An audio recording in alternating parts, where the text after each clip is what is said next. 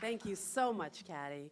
I am delighted to be here with all of you. I want to thank you, Jeff, and everyone at the Association of Healthcare Journalists for inviting me to participate in this afternoon's workshop. And thank you all for being here. I have to ask you, how many of you cover local New York issues? Can you please raise your hand? Just get a sense of who's in the room.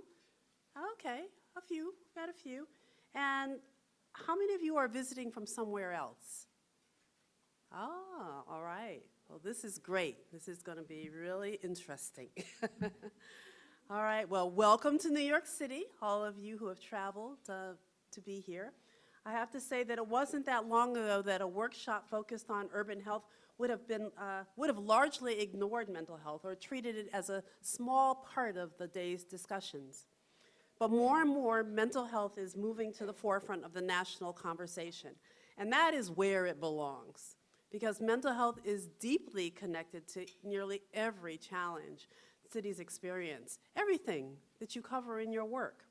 And of course, it touches our personal lives, and it certainly has touched mine, that's why I do this work. It is deeply personal. Diseases like bipolar disorder, schizophrenia, and alcoholism are all part of my large, extended family's health story. I have cousins who suffered from PTSD and another relative who died by suicide. I believe my own parents suffered from undiagnosed depression. And I grew up in the 50s and 60s when people didn't talk about this stuff. And yet my family is really no different from others. Can you believe that? 1 in 5 people suffer from a mental health challenge in any given year. So I always like to do a quick survey of people in the room. I ask, how many of you know someone who has been affected by mental illness or a substance use disorder? Can you please raise your hand? Look around and see almost every hand is up, and I always say every hand should be up. People who didn't raise their hand, you know, perhaps their friends and families don't feel comfortable talking to them about what they're going through. Or maybe people just don't recognize the signs and the symptoms of mental illness and substance misuse. It is very common, really common. And although these challenges are common, our government, our response as individuals, as families, has been woefully inadequate. Too many families still don't know where to turn. They keep their problems hidden, often to protect the people they care about from judgment and shame. And it's not just families who are stuck in old behaviors. Government's approach to mental illness has historically been rooted in the out of sight, out of mind principle, locking people up far from the folks who love them and the communities where they grew up. Policies that promote stigma and punishment have done a lot of harm in our society. That's why it's so important for everyone, government officials, yes, but also journalists, community leaders, citizens, providers, scholars, to stop thinking of mental health in a silo, as a subset of physical health. We need to focus more on prevention. And I like to think about it like this. If we want to see better learning outcomes or graduation rates in our schools, we have to recognize that emotional resilience and coping skills are just as important and necessary for teaching children how to read and do math. If we want to end chronic homelessness, we have to get much better at prevention and intervention, because if people don't end up living on the street overnight, there's a process that takes months and months as people have with this disease, and the disease deteriorates, right? It has a long process of working at people's ability to care for themselves. If we want to end mass incarceration, we have to do a better job at reaching people earlier and divert those with mental illness and substance use disorders into treatment instead of jail or prison, where they're likely to get worse. If we really want to address the country's suicide rate, we better be ready for a national conversation about gun reform.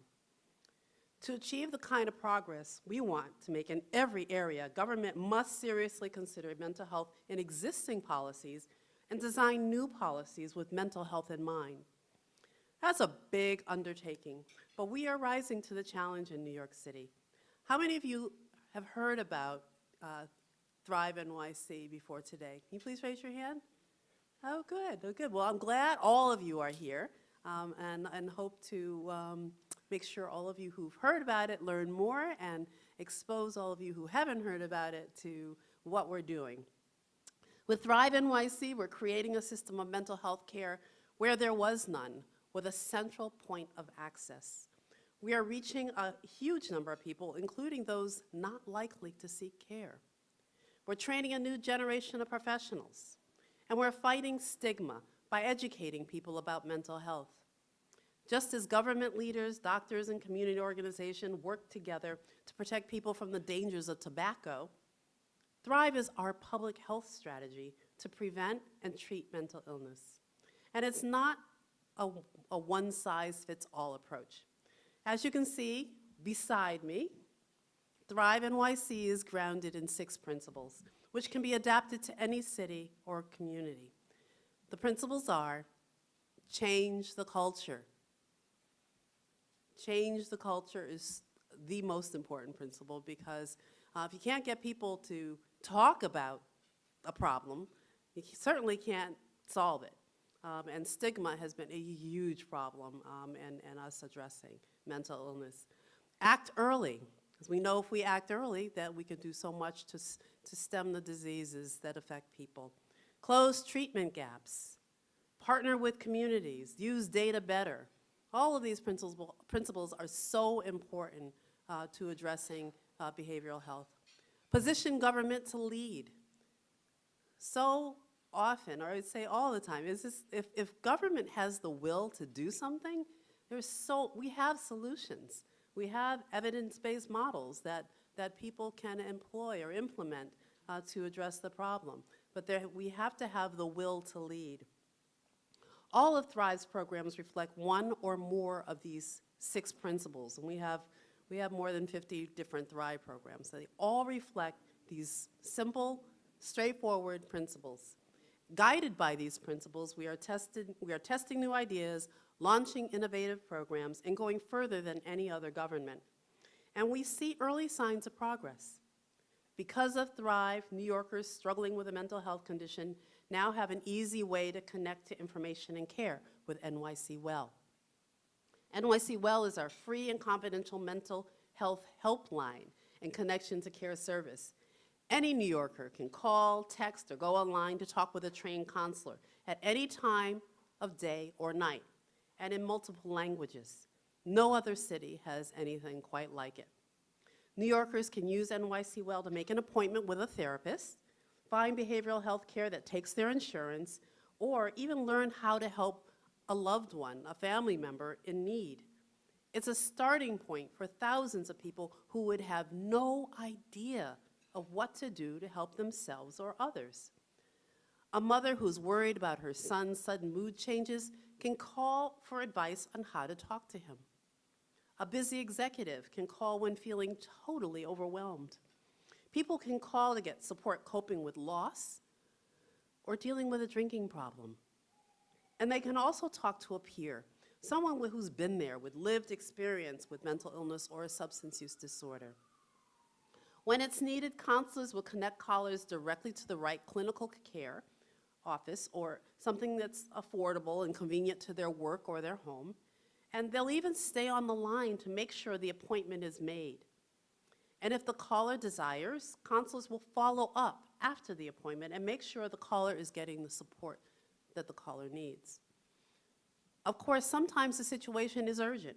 For people contemplating suicide, NYC Well is a fully equipped crisis hotline. It's also linked up with mobile crisis teams. These are life-saving counselors and emergency responders who travel directly to a person in distress to assess the situation and respond appropriately.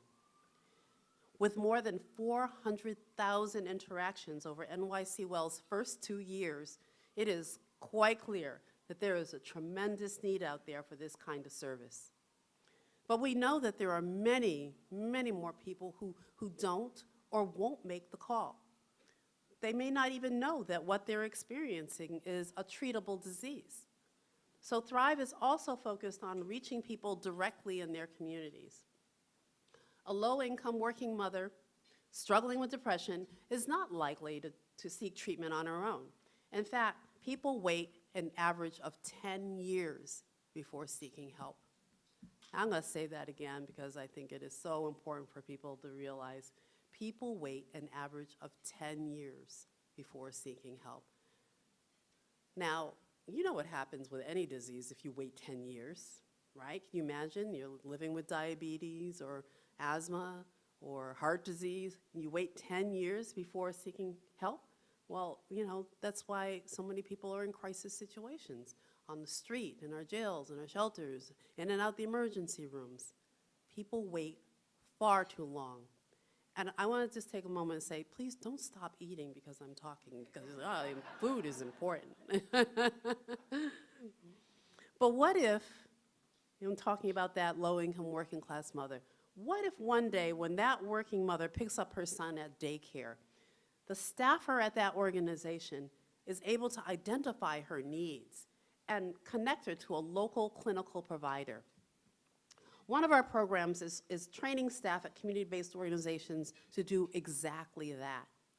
And we are also hiring, training, and placing social workers, clinicians, and peer counselors where they are needed most, in homeless shelters, domestic violence support centers, primary care facilities, in underserved communities, and at the bedsides of recent overdose survivors. Our goal is to make sure that people have access to care wherever they are. We like to say that we want there to be no wrong door, that wherever people are, that they're going to get the help that they need. And we want the care that they receive to be culturally competent, with providers who understand the experiences and the needs of the people that they serve. Although mental illness and substance misuse are shared challenges, they are not shared equally. Because of structural racism, discrimination, and gender inequities in our health system, some communities and some populations have always carried more than their share of the burden. For example, we know that Black and brown New Yorkers experience higher rates of mental illness, but are less likely than white people to seek care. And when they do seek help, it's incredibly difficult to find appropriate providers. Here in Manhattan, there is roughly one psychiatrist for every 1,300 people. One psychiatrist for every 1,300 people. In the Bronx, where 50% of residents speak Spanish at home, there is one psychiatrist for every 13,000 people. All right? The disparities are huge. And Black and brown clinicians are very hard to find. Nationwide, only about 10% of psychologists identify as African American or Hispanic. That's why Thrive is training a new generation of culturally competent professionals and giving them the early experience in high-need settings. And we are building capacity and skills in places outside of the traditional health system, inspired by similar approaches in Zimbabwe and Haiti. We know that teachers and faith leaders, police officers, and homeless shelter workers all engage with people with mental health needs on a daily basis. So we're giving them the skills and resources to be non-clinical providers. But the thing is that we can all benefit by having these skills. When we were growing up, few, if any of us, learned about the different types of mental illnesses. We didn't know the right language to use. We didn't know how to identify symptoms or help people in need. I certainly didn't. Many of us know what to do if someone is bleeding or if someone is choking, but most of us don't have a clue about what to do if someone is having a panic attack. Many of us exercise and eat well to keep our bodies healthy, but we don't recognize that our minds benefit from that kind of attention too. We've got gyms like all over the place, right, for our bodies, and of course it benefits our mind as well, but we don't think that, the brain is part of the body. ThriveNYC is meeting that challenge by training New Yorkers to be certified non-clinical responders with a course called Mental Health First Aid. When I took the course, roughly 3 years ago, it transformed my life, which is why we're offering it on such a big scale now. It really transformed the way I looked at the world. And it's how I came to understand fully what my parents must have been struggling with so long ago. And it helped me become more intentional about managing my own anxiety. Now, we are offering this course to any New Yorker over the age of 17 for free. We want more people to understand the signs and symptoms of mental illness and substance use disorders.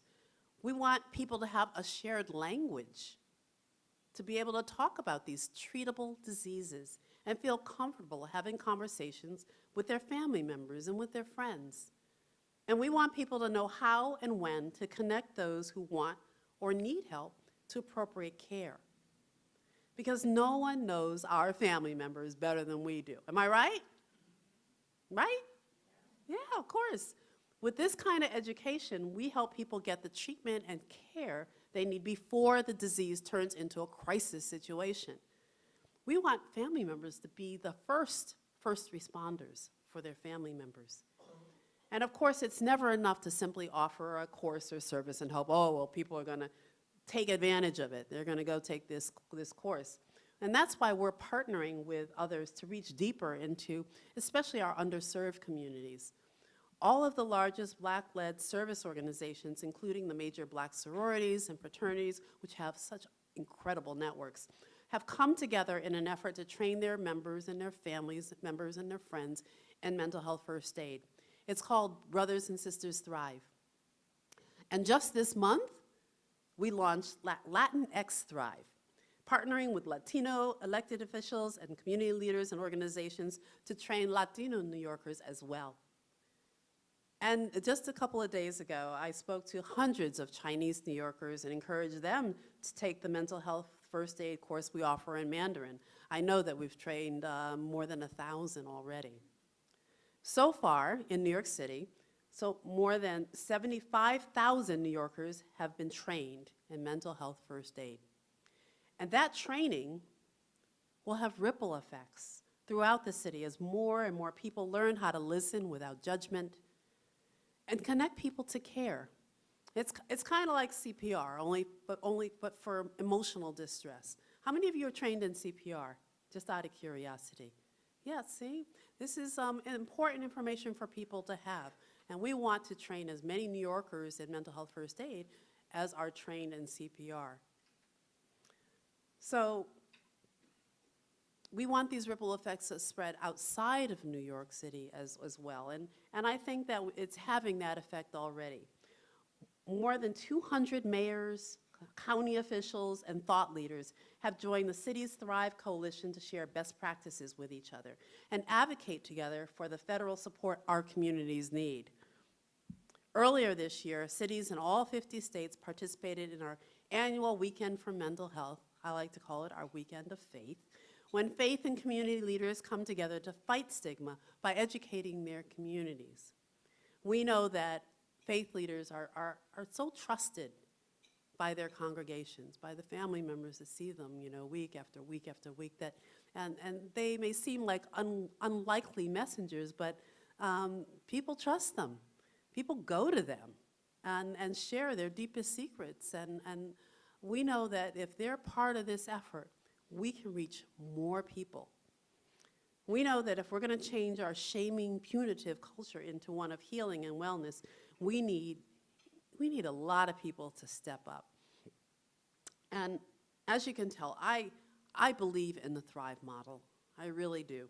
And one of the reasons I believe in it so strongly is that it recognizes that the government cannot do this work alone. We all have to do our part. And of course, that includes journalists. Every one of you is part of this family. Every one of you has the power to make change. You belong to a community, and each one of you has an audience. And of course, each one of you, has your own family. And with your platform comes an amazing opportunity to push back against stigma and to share the stories that too often go untold. How many of you have covered mental health in a substantial way in the past? Can you raise your hand? Oh, that is great. And of course, we need so much more.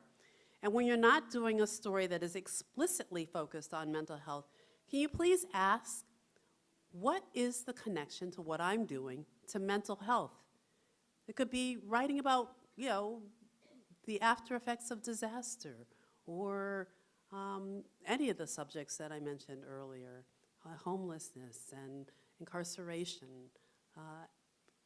Everything is connected in some way. Ask about the mental health implications of new policies that are proposed. Ask about behavioral health equity. Ask about trauma. The Carter Center, the global peace and health organization founded by President Jimmy and Rosalind Carter, has a wonderful online guidebook to help journalists cover behavioral health topics with sensitivity. Please check it out and use it. And of course, all of you who are here in New York, you can take mental health first aid too, for free. It's offered for free. Did I say free? It's offered all over the world, but in New York City, you can take it for free. Just go online and find a course that's offered near you. And for those of you with an opportunity to do so, please share your own mental health stories. It might give someone in your audience, might give someone who's a reader or, listening to you, the courage to seek help.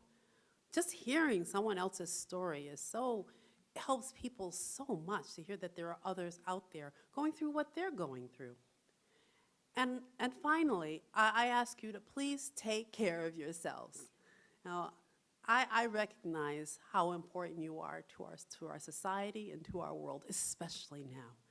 And from the pressure of deadlines to the stories you bear witness to, journalism can be a high-stress job. We need you to stay well. And I want you all to take a moment and think about that, right? You have so much power, but with that power of course, comes great responsibility.